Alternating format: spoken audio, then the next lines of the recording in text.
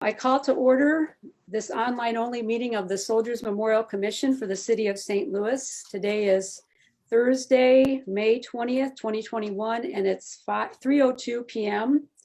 My name is Linnea Magnuson, and I chair the commission. We proceed according to the agenda, and first on the agenda is the roll call of Soldiers Memorial Commissioners in alphabetical order. So Corinne Barget, here, yep. Jeffrey Boyd, not here. Freddie Dunlap, not here. Maurice Falls, no.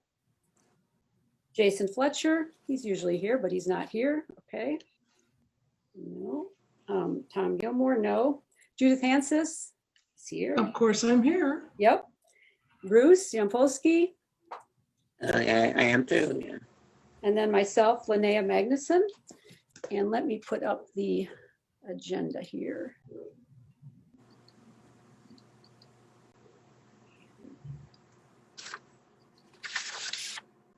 Okay. Next on the agenda, according to the agenda, is the Pledge of Allegiance. Bruce, will you lead us in the pledge? I'd be glad to. I pledge allegiance to the flag of the United States of America and to the republic for which it it stands, One one nation, nation, under God, indivisible, liberty, liberty and and justice for all. for all. Thank you, Bruce. And by the way, that is the flag in front of 1520 Market, if you're wondering Very good. about that. Yeah. So the next thing I've got on the agenda is the approval of the January 21st and the March 18th, 2021 Soldiers Memorial Commission meeting minutes. So I'll put up the January 21st one here, and anyone can take a look at it if you need to again, and then we can call for a vote. I move we approve the minutes as published. Okay. I second it. I second it. Now let me think, do we have a quorum with, see if we've got Freddie approving 1, 2, 3. Do we have a quorum with Freddie? I think we do. Let me see, Corinne, Judith, Bruce, 4, 5. I think we have a quorum with Freddie, so we're good. Okay. Great. So the motion and the second, the vote to approve, excuse me, are there anybody opposed to approving the minutes as printed? Any abstentions? Okay, the motion passes to approve the January 21st, 2021 meeting minutes as posted. Let me go to the second one here. And these are the meeting minutes from March 18th, 2021. Okay.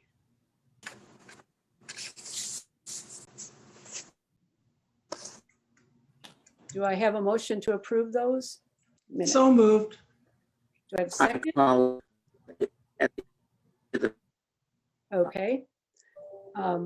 Any of, all those in favor of approving the March 18th, 2021 meeting minutes as posted? Aye. Aye. Any opposed? No. Any abstentions? No. Okay, the meeting minutes of March 18th, 2021, approval of meeting minutes from March 18th, 2021 passes. Okay, that's good. And now we'll go back to, let's go back to this one again. All right, so the next thing on the agenda is we have Harry Rich here, from Board of Trustees from the Missouri Historical Society, to introduce the new Missouri Historical Society's newly established Soldiers Memorial Subcommittee. Harry, would you like to tell us about that? Let's see. You might be muted. Let's see if we can. You're muted, Harry. Harry, you're muted. Yeah.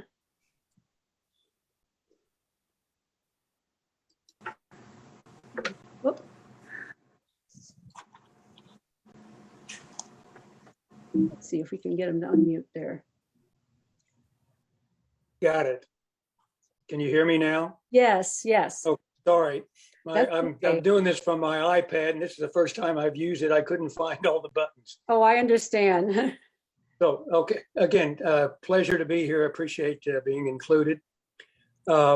The Historical Society, as a part of its governance, has a number of committees. I think there are 7 in all, and we've made the decision to add one more committee that is specifically for the Soldiers Memorial.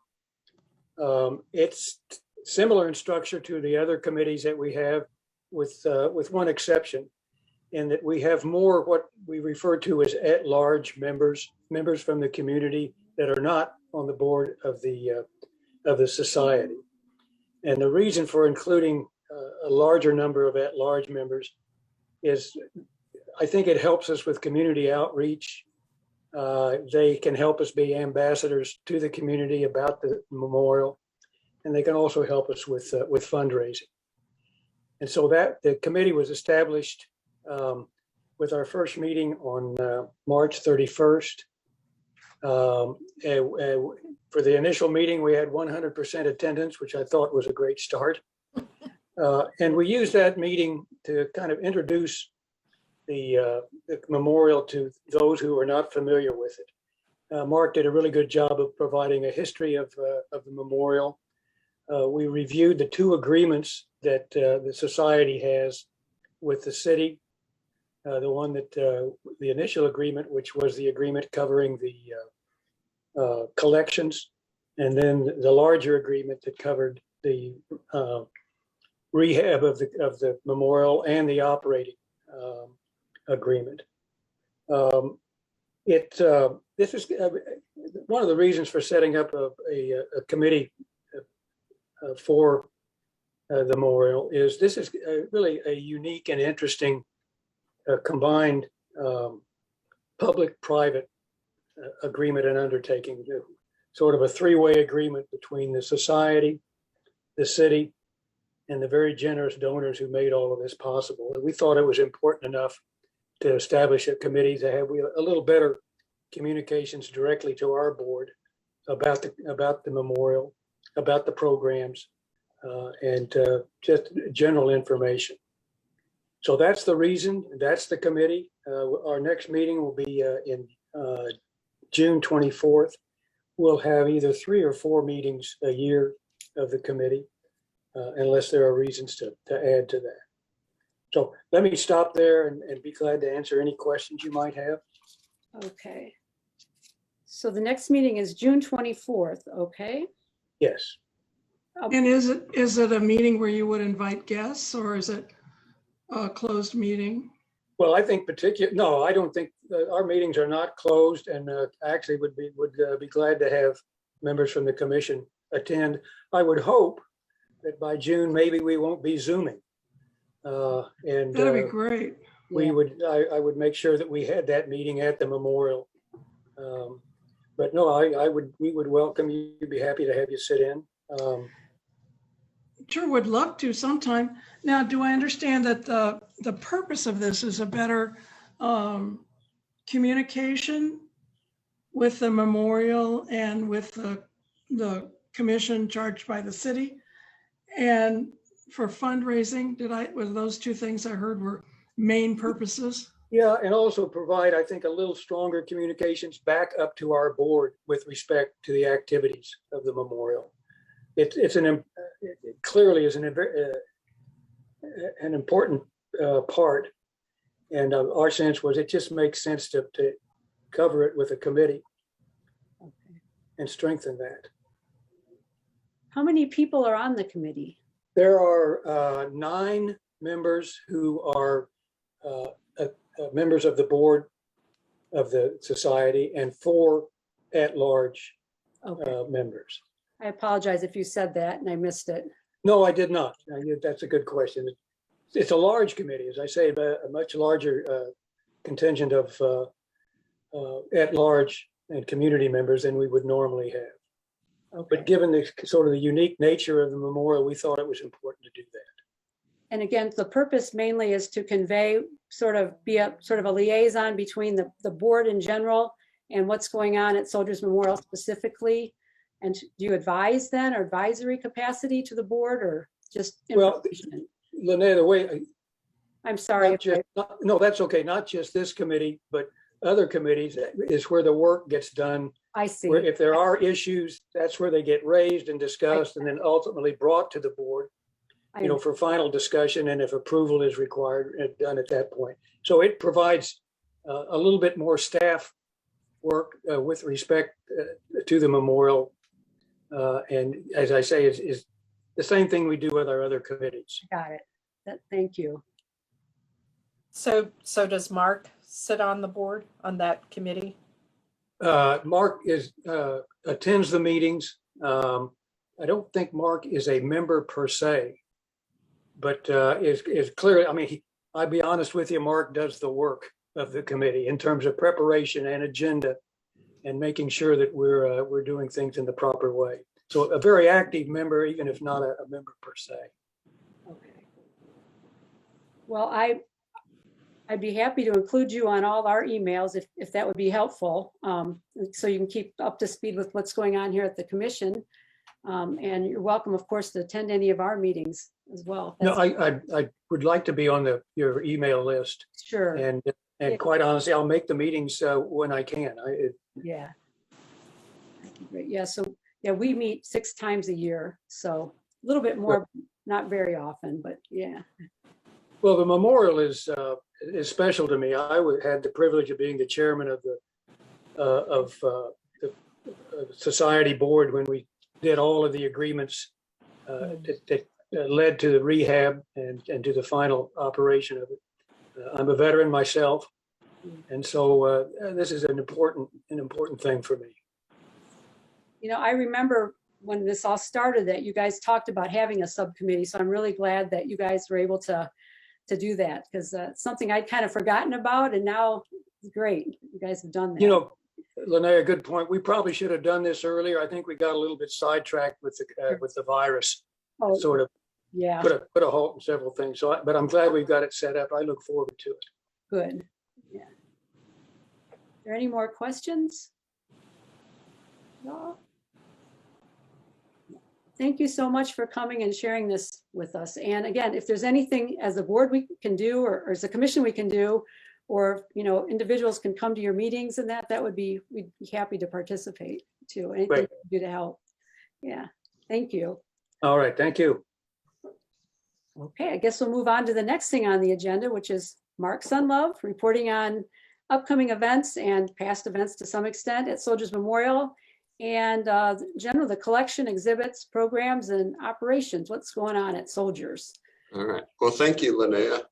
And as soon as you turn it over to me, I'm going to turn it over to Kate Scott and ask her to talk about some issues and some activities within the collections area of the operations here. Yeah. Okay. So kind of 3 big things that have been happening. The Soldiers Memorial Acquisitions Committee met this past Monday, and we approved 2 new donations for the collection. One is a small embroidered remembrance postcard that was sent from France during World War I.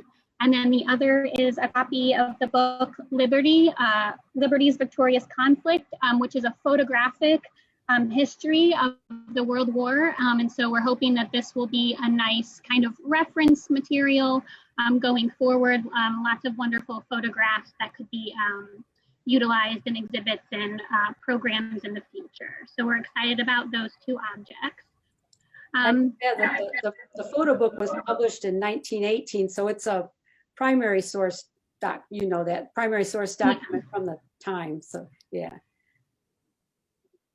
And then I will have an intern starting with me this Monday. Her name is Ruth Lee, and she will be with me for about 10 weeks. She is a graduate student in public history and historic preservation at Southeast Missouri State University. And she's going to be coming on board to help with the research of individuals whose artifacts are slated to be part of the Vietnam exhibit, but who we don't have a lot of background information on as of yet. So she's going to be doing some deep dive research into those folks for us, and hopefully producing some social media posts and maybe a blog post as a result of that research that then we will utilize either leading up to the run of Vietnam or throughout its opening. So excited to have her coming on board starting next week. And then I am also deep in the process of filling my collections assistant position. It's been vacant since last July after Shay departed and I was promoted.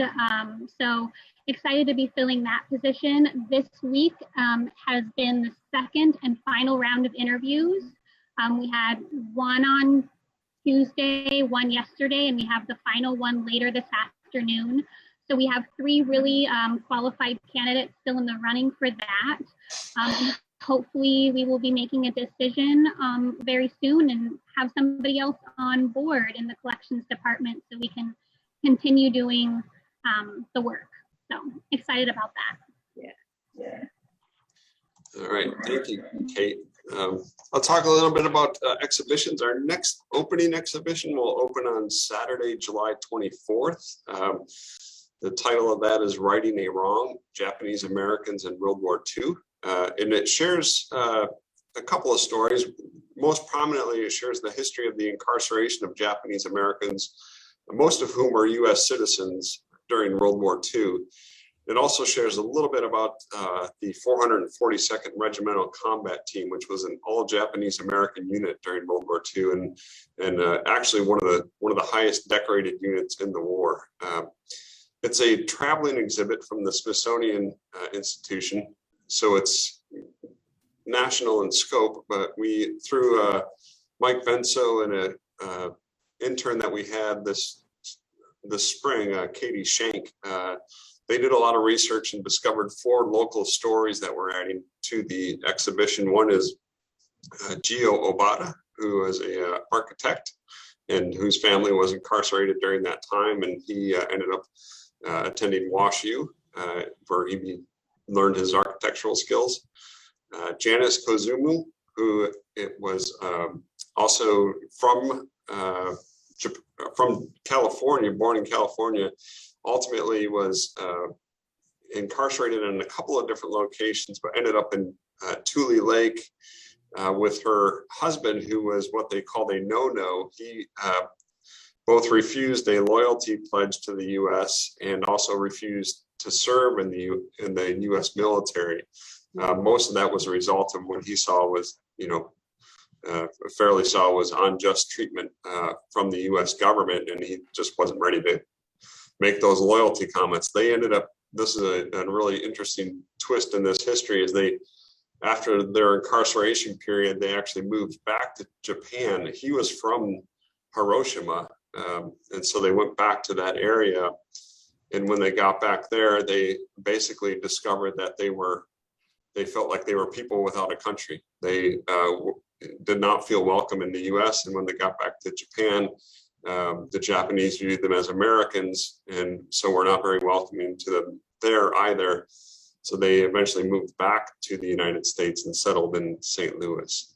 So that's another story that we share in the exhibition. And then 3 brothers, Joseph Chester and Edward Tanaka, they were all St. Louisans, and they all served in the 442nd Regimental Combat Team. After the war, Chester wrote a book called Going for Broke, which was the regiment's kind of motto, and was basically the historian of that unit. So that story is included as well. And then Richard Henme, another famous architect who was drafted into the Army. And then eventually, after getting his architectural trade, he developed what many of us refer to as the Flying Saucer, a very famous St. Louis building. So we've done a good job, I think, of incorporating some of those local stories into this larger national narrative that's told within that exhibition. So we're excited to get that open and get that. And that, of course, is in that lower level temporary exhibition gallery. So kind of fulfilling that promise to keep that space vibrant and new with ever-changing exhibitions. The Vietnam exhibition development continues to progress. Mike is at a point where he submitted his final artifact list on Monday. There's still, I think he's got a little bit of room in there as far as loans and different things of that nature, but that's kind of firmed up. And then he's deep into content development at this point. So he's he's got his work cut out for him this summer as he continues to do a lot of writing and like I said, content development. Any questions on exhibitions before I move into talking about some programs? All righty, so our next program is Memorial Day, May 31st, which is coming up very quickly. At the time that we were doing this planning, as you all know, the life under COVID seems to change on a daily basis. So we were making these plans back in February, so it's hard to know exactly what the end of May was going to look like. So we went with a program that is avoided any single large congregation of people at a single time. So we'll be placing, in conjunction with American Legion District 11 and 12 and Post 422, we're going to place 5 wreaths at each of the memorials here at Soldiers Memorial, and then a 6th wreath on the American Legion Monument over in the American Legion Park. So that'll happen that morning. And then we are providing gold carnations or yellow carnations to any and all guests who wish to come and place a flower or two at a memorial or memorials of their choosing throughout the day. Then our volunteer docents that day will also be providing 4 outdoor tours throughout the length of the day of the both the memorial and the architectural spaces. And this is a tour that they've been giving. I think we started them in October. We just recently shifted them from Wednesday to Saturday, and they're proving to be fairly popular. We get a fair number of people that register for those, and it's really kind of a deep dive look at not only Soldiers Memorial and its architectural features and the memorial aspects of the space here, but also some of the architecture and some of the prominent buildings that can be seen from Soldiers Memorial, as well as kind of a deeper understanding of Memorial Plaza and that history. So, and then I guess most basically is we're going to be open on Monday, May 31st. And Monday we're typically closed, so we're opening the doors on Monday. And so hopefully we'll get a nice event. Certainly share this with friends and family and anybody who might be interested. We're also working with Christopher Schwartz of both AL District 11 and 12 and Post 422 to potentially do a reading of the names on one of the memorials. And we believe we're going to do World War I, but that's kind of a late developing aspect of this. We'll see where we get with that. And on Wednesday, June 9th, we continue our Chow and Chat or Lunch and Learn program. We're looking at a program called From Utah Beach to the Wedding Altar in honor of the anniversary of the Allied invasion of Normandy. One of our volunteers, Jack Kinsella, is going to share the story of his family's wartime experiences. They were directly involved with the invasion of Normandy there. And then on Sunday, June 13th is Flag Day -1, I guess. Post 422 will come and they're going to hold their meeting here on site. And then they are conducting the traditional flag disposal ceremony on the south side podium level to help folks properly dispose of flags. So I have a number of flags from Post 4 that Judith provided me with. So we'll get those into this ceremony. And then if you or you know others who have flags that they need to dispose of, please drop them off or let me know. I'd be happy to help with that. What time does that start now, Mark? We're starting that at 11 a.m. and it's a Sunday. Got it. Thank you. And then the next day on June 14th, which is Flag Day proper, this is another one of these programs that we planned back in the winter when we didn't know what we were going to be looking at the end of in the first half of June here. We're doing I'm going to provide an online presentation of flag etiquette as well as flag folding. So it won't be big extravaganza, but we are going to have that offered as well on the actual Flag Day.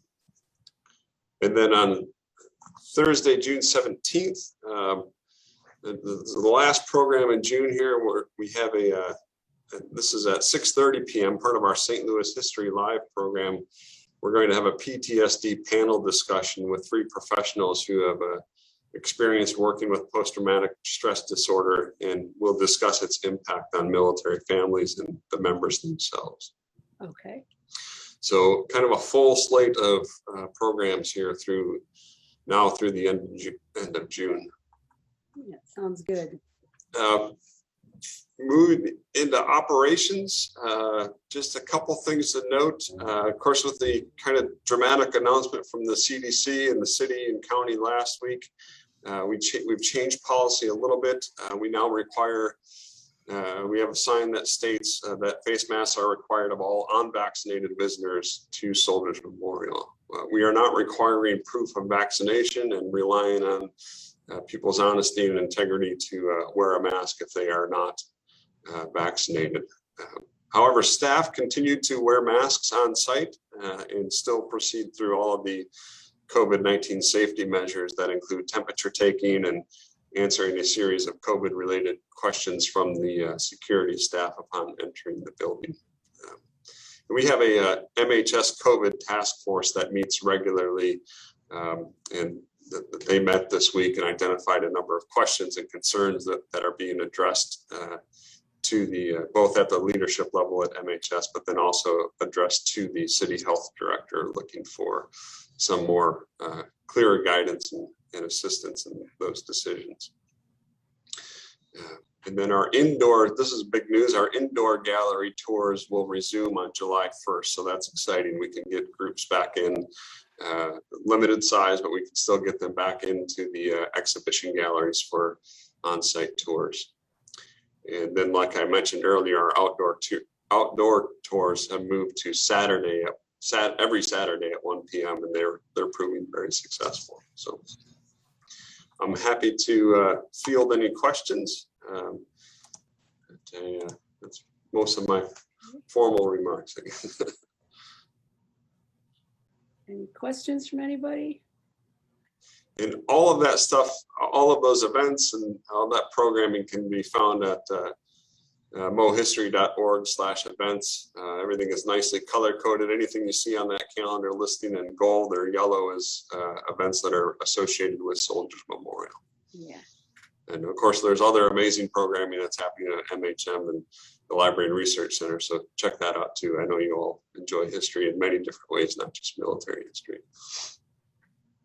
Sounds good. Any questions for Mark? No? No. Okay, I think I took a bunch of notes myself, so.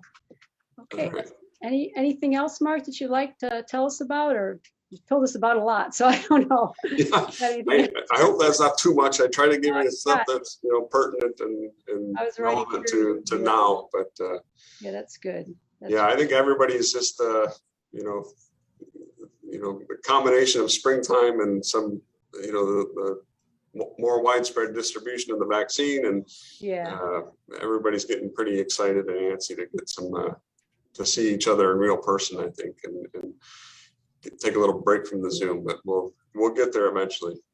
Yeah, I understand. I know it's been I live over by the zoo, and it's been so crowded at the zoo just every day of the week, at any time of the day. There's so many people over there, and it's really great to see all these families and these little kids and that back at the zoo. Yeah. It's been a really quiet year, so it'll be great to have people out and about again. Yeah. Okay, anybody have anything else? Is there any questions, new business, or announcements? Yes, I have a question. Where are we on the status of the Veterans Day ceremony and parade? Good idea. That's a great question. Yeah. We actually talked about that earlier this week, so yes. Go ahead, Mark. I think I've talked to Linnea about this, and we talked a little bit about this last year. I would love to see a committee be brought together to kind of rethink that day in all of its aspects, and to see. I think for me, what's been missing from that day is the opportunity for veterans and others to kind of congregate and enjoy each other's company and spend some time together. There is the formal ceremony, I guess, and the parade, but to me, it's lacking that kind of that community feeling that we might be able to get if we looked at it in a different perspective and maybe a different format as far as activities and how we can create those opportunities. I have a lot of my own ideas, but I think this would be most effectively done with a small committee, maybe to start with. But And I don't Mark, know. Go ahead, Judith. I'm just going to ask for clarification. Are you thinking of this instead of the ceremony and parade, or in addition to? Well, I think for me, I think the parade needs to change. And I think so for me, I'll just speak honestly, the most disappointing aspect of the parade is kind of twofold. One is we have a lot of people who I think would rather be, or not rather, but would like to be at the ceremony, who are in the process of lining up for the parade while the ceremony is progressing, which to me, I think is a little problematic. And then the other aspect is that the way that when we walked in 2018, and that was my only time, the way that it kind of ends down at Union Station and people disperse or go back to their vehicles, and it's kind of I guess an end to the day, so to speak, I think is somewhat unfortunate as well. And I think if there's a way we could either change timing around, or maybe have the parade end close to Soldiers, either, in one of the adjacent parks or whatnot, where then we could have some sort of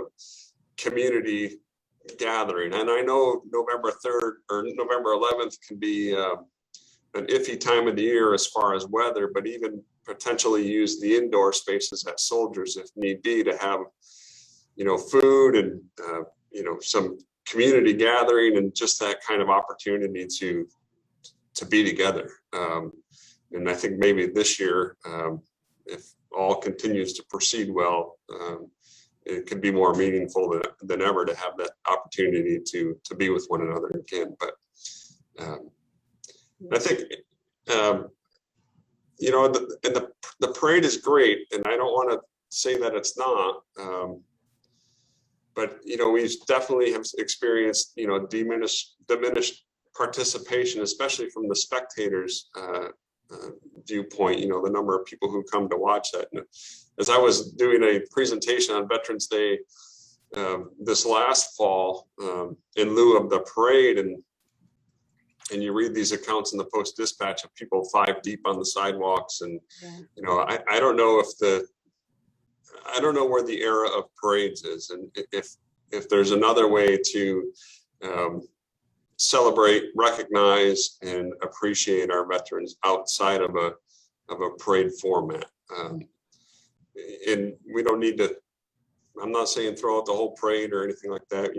We might find a way to continue that, but maybe it looks a little bit different in how and when it operates during the daytime. But again, a lot of just my own ideas, and definitely think that this is probably best done through a discussion in the committee.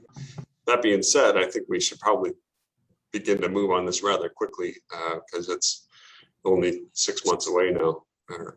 So Mark, if I might just make a comment to that, and Judith as well, is that in the past, the parade was organized by Ann Chance and Kathy Bess, and they spent tremendous amount of man hours and paperwork putting this together, for a parade that's very sparsely attended. Those 2 individuals have both retired. My special events group now is one young gentleman, Travis Hauser, does an outstanding job, but he manages all the events in St. Louis by himself. And so, with last year, COVID, with having an online type thing, with having a new administration around now, with having a lower attendance at the parade than what has historically been there, I would just kind of say hat in hand from my perspective. I completely agree with what you're saying. And if there would be a way that it could be the ceremony and some kind of a gathering that's much more meaningful, whether it be on the lawn or in the building, or if we had to close streets in the area, but to have a 3-hour-long parade and most people can't go to the ceremony, and they end up, almost a mile away from Soldiers Memorial. It is somewhat disjointed and it's very man-hour intensive. So I'm 100% in agreement with what you're saying.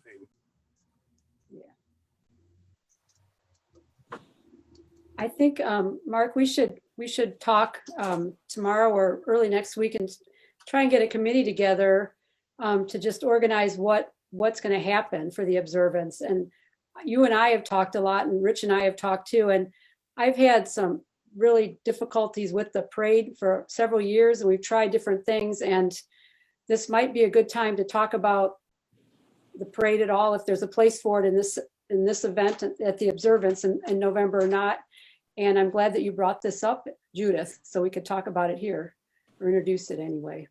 So maybe a festival of some sort. We could still call it an observance because it really is, but Yeah.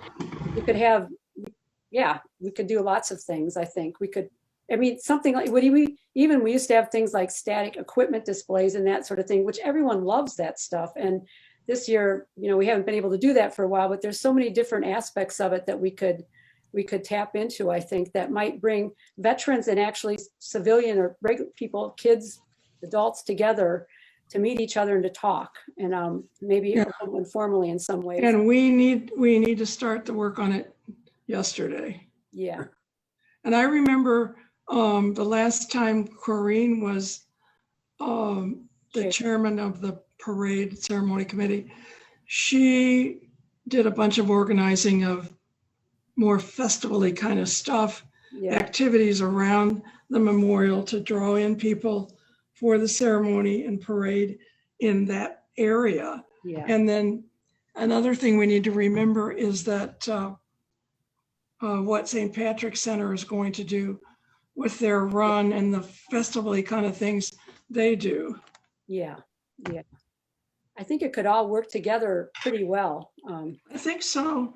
My guys will be disappointed because they love to ride in that parade. They complain about the lack of spectators in the middle of the parade, but they still love it. Okay. And I think we may find some pushback from groups, for instance, who could no longer march but are riding, like the guys from my post, but they won't necessarily come and hang out at a festival. I think we're looking at a younger crowd.